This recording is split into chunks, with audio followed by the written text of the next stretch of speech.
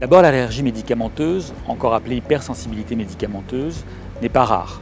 Selon les familles des médicaments, elle est observée dans 1 à 30% des cas lors de l'initiation d'un nouveau traitement. Par ailleurs, les symptômes sont de sévérité variable, pouvant aller du simple érythème jusqu'à des tableaux beaucoup plus graves, conduisant, très rarement, mais parfois, au décès. C'est donc parce que ces situations peuvent être graves, mais aussi parce qu'un risque allergique identifié peut toujours échapper à la connaissance de celui qui prescrit ou de celui qui administre un médicament, que la PHP a décidé de lancer dans ses 38 hôpitaux le port du bracelet rouge. Notre objectif est d'améliorer la visibilité des patients avec des allergies médicamenteuses avérées ou suspectées.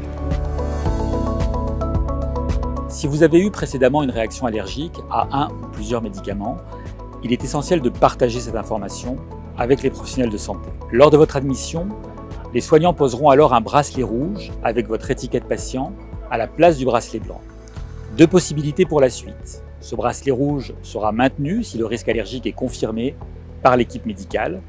Il sera changé pour un bracelet blanc si l'information d'allergie est finalement contredite. Que le risque soit confirmé ou écarté, c'est une information qui sera tracée dans votre dossier. Ce bracelet rouge, c'est le signal pour tous qu'il faut être vigilant. C'est une approche volontairement très visuelle, car notre enjeu, c'est votre sécurité.